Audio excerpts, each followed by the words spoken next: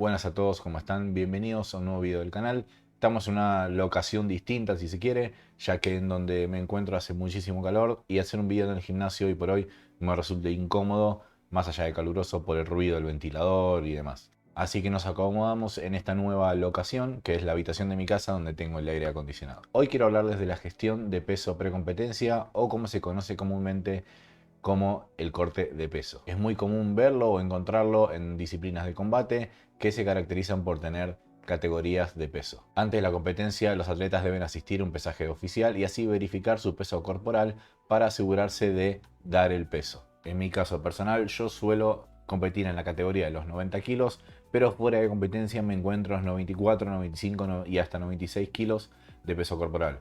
Para lo que yo competir en la categoría de los 90, realizo este corte de peso. El periodo de tiempo entre el pesaje y la competencia va a diferir de cada organización y de cada evento, pero por lo general hay un tiempo mínimo entre el pesaje y la competencia de 3 horas, y hay competencias mucho más grandes que el pesaje es hasta 24 horas antes de la competencia. La mayoría de los atletas busca aprovechar esta ventana de tiempo, ya sea entre 3 y 24 horas, para utilizar estrategias de pérdida de peso agudas en los días y horas previos al pesaje, bajando así temporalmente su peso corporal para así competir en una categoría más baja que su peso diario. Luego, los luchadores buscan revertir esta pérdida de peso aguda en estas horas que nosotros llamamos etapa de recuperación. De hecho, hoy por hoy, existe evidencia científica que indica que estas estrategias de pérdida de peso pueden aumentar el porcentaje de éxito en algunas disciplinas de combate. Por lo tanto, si se implementan estas estrategias de una manera inteligente, planificada y cuidada, podremos optimizar nuestro rendimiento previo a una competencia. Cabe destacar que las pérdidas de peso agudas, extremas o excesivas pueden provocar daños severos en la salud de las personas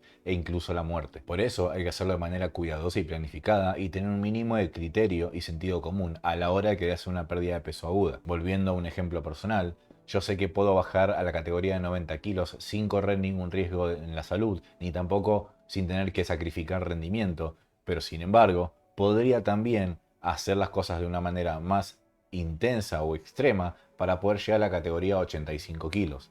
Pero llegando a esa categoría, yo tendría que sacrificar rendimiento y salud, y eso es algo que no negocio. Por eso la pérdida de peso aguda o el corte de peso tiene valores que se consideran seguros. Es posible lograr pérdidas de un 5% hasta un 10% del peso corporal, con impactos aceptablemente pequeños para la salud y el rendimiento. Sin embargo, para que esto suceda, se requieren dos cosas. La primera es la optimización de los métodos utilizados para la pérdida de peso, y la otra es una evaluación realista del punto de partida. Por ejemplo, utilizar únicamente la deshidratación como técnica de pérdida de peso para bajar entre un 5 y un 10% es totalmente desaconsejable y hasta peligroso para la salud. En su lugar, debería utilizarse una manipulación calculada de nuestro contenido intestinal, de nuestras reservas de carbohidratos y finalmente la manipulación de nuestra agua corporal. Por lo tanto, nuestro punto de partida debe ser de una persona normohidratada y bien nutrida, lo que nos permite una manipulación de estas variables. Por último, el tiempo de recuperación desde el pesaje hasta la competencia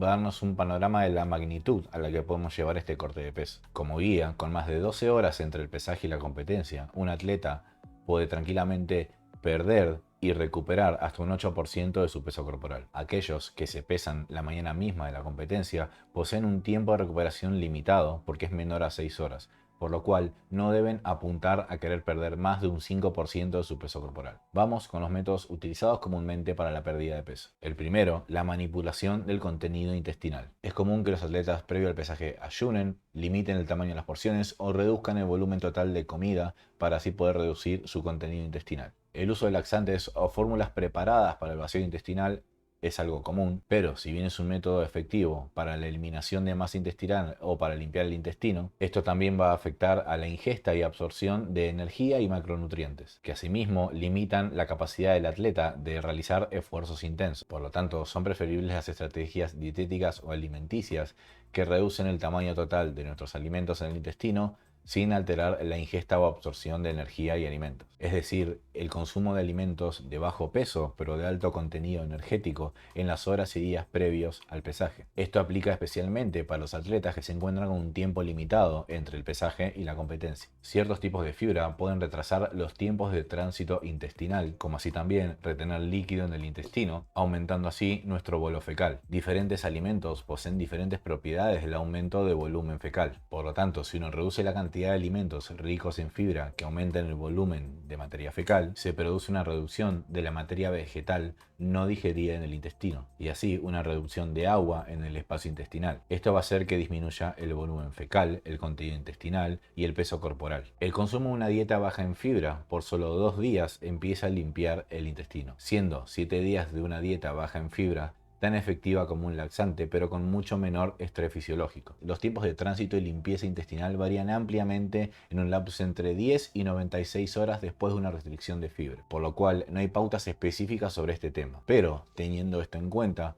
podemos decir que un lapso de 48 horas de restricción de fibra es un buen punto de partida. Para pasarlo en limpio, lo ideal sería que se baje la cantidad de fibra una semana antes de la competencia para empezar a disminuir nuestra materia fecal, nuestro contenido intestinal, y 2 días previos a la competencia realizar una restricción del 100% de fibra. Vamos con el segundo método: la manipulación del contenido de glucógeno. Los carbohidratos de la dieta y de nuestra alimentación se almacenan en el músculo esquelético y en el hígado como glucógeno. Y estas reservas de energía se pueden movilizar para así satisfacer la demanda de glucosa. Se observa que a cada molécula de glucógeno se le adosan 3 moléculas de agua. Entonces, dada la gran capacidad de almacenamiento de glucógeno y la de manipular estas reservas, se presenta como una buena estrategia para así manipular el peso corporal. Tanto la restricción en la alimentación de carbohidratos, como así también el entrenamiento o la actividad física que requiera glucógeno combustible, van a alterar la cantidad de glucógeno almacenado. La evidencia indica que 7 días de una dieta baja en carbohidratos, menor a 50 gramos al día, combinado con el entrenamiento y un déficit energético, se puede realizar hasta una pérdida del 2% del peso corporal. Todo esto sin alterar la fuerza o el rendimiento deportivo. Nuevamente, los atletas deben considerar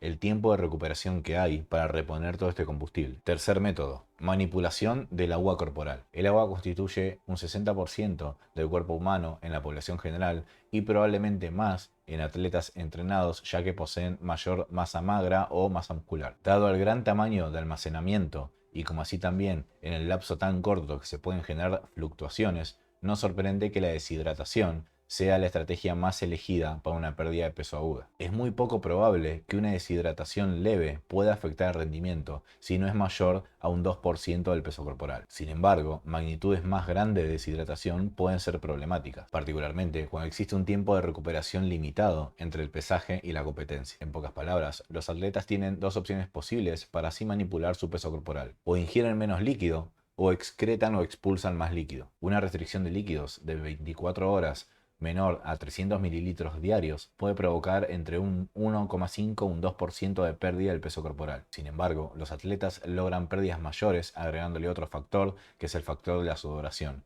ya sea por métodos activos, que son aquellos inducidos por el ejercicio o la actividad física, o por métodos pasivos, lo que puede ser sauna, transpirar, un lugar calefaccionado, un cardio, etc. Es muy importante tener en cuenta las diferentes respuestas fisiológicas con lo que es la sudoración pasiva y la sudoración activa. La sudoración pasiva antes del ejercicio baja el volumen plasmático, la tasa de sudoración y el volumen sistólico, lo que contribuye a aumentar la osmolaridad, la frecuencia cardíaca y el almacenamiento de calor corporal, mientras que todo esto sucede en mucha menor medida después de la sudoración activa. Por lo tanto, una restricción de líquidos más una sudoración activa parece ser el método más pragmático a la hora de perder agua corporal. Solo se usar la sudoración pasiva adicional cuando sea necesario y cuando haya un tiempo prudente de recuperación. Si se va a utilizar un sauna para facilitar la transpiración, se debe elegir un sauna seco antes que un sauna de vapor, ya que esto se va a traducir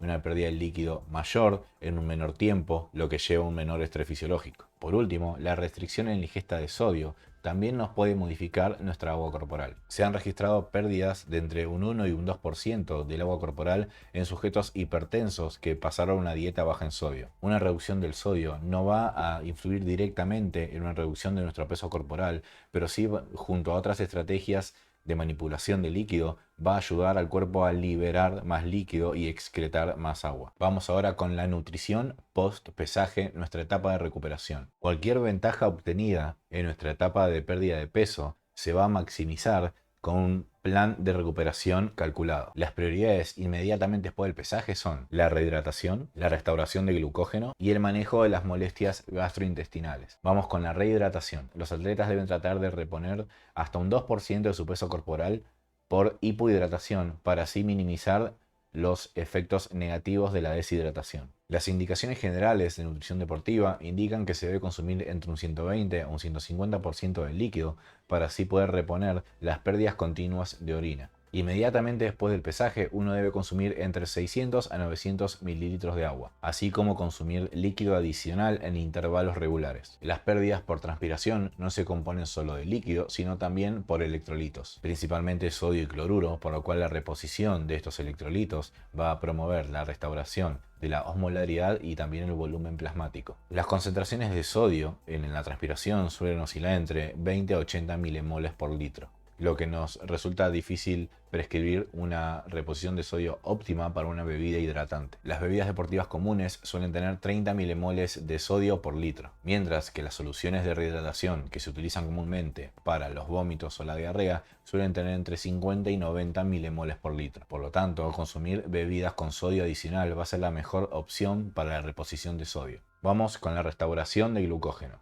Todos sabemos que luego de una buena carga de carbohidratos o de glucógeno se ve una mejora en el rendimiento en lo que son deportes de combate o deportes de ejercicio anaeróbico. La nutrición de recuperación posterior al pesaje debe incluir los suficientes carbohidratos para al menos cubrir el combustible que necesitamos para la competencia y también maximizar nuestras reservas de glucógeno. Las pautas generales de nutrición deportiva nos hablan de una ingesta de entre 5 a 10 gramos de hidratos de carbono para así restaurar todas nuestras reservas y tener el combustible necesario para la competencia.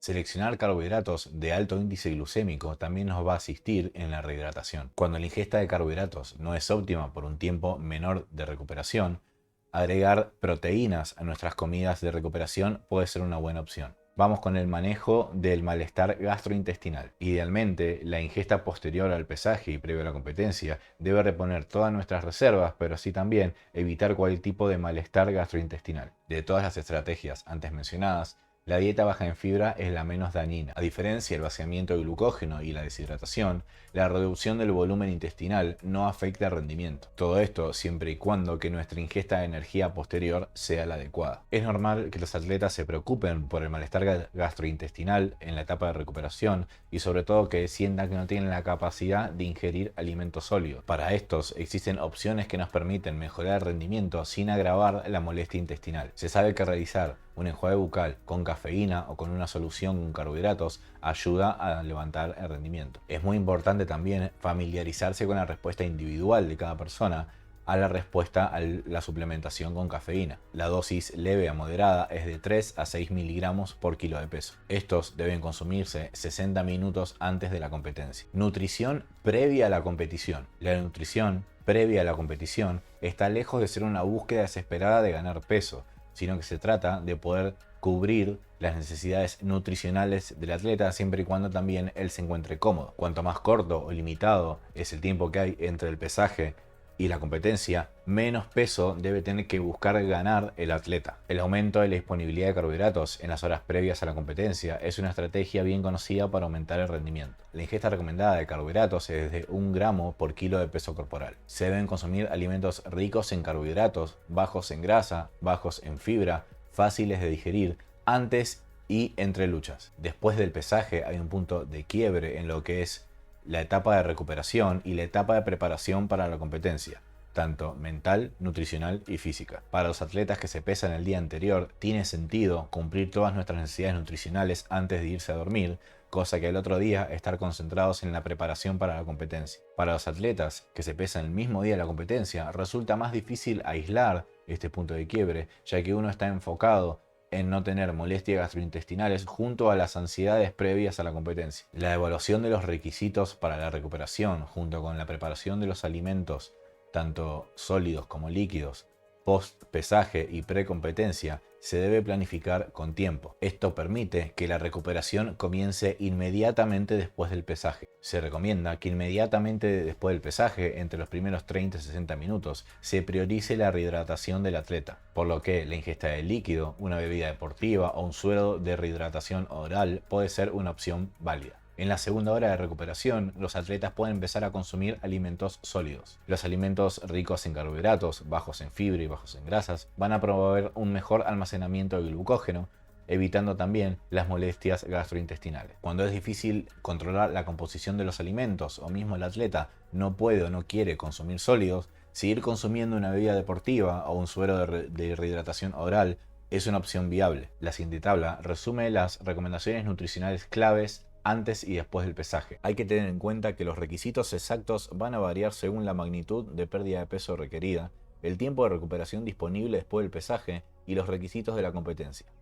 Recomiendo a cada atleta que quiera practicarlo que vaya de a poco y así con el tiempo conocerse mejor, poder autoevaluarse con el tiempo y así ir perfeccionando esta estrategia hasta que se adecuen al 100% a uno. Para concluir, les repito que bien llevada, la manipulación de peso aguda puede aumentar el porcentaje de éxito en la etapa competitiva, como así también disminuirlo si no sigo las pautas y las recomendaciones generales o si quiero ir más allá de lo recomendado. Recuerden que el objetivo de todo esto es 100% maximizar nuestro rendimiento cuidando nuestra salud. Como siempre, espero que este video les haya gustado y servido. No se olviden de poner me gusta, suscribirse y tocar la campanita para que les envíe una notificación cuando suba un video nuevo. Así que gracias y nos vemos.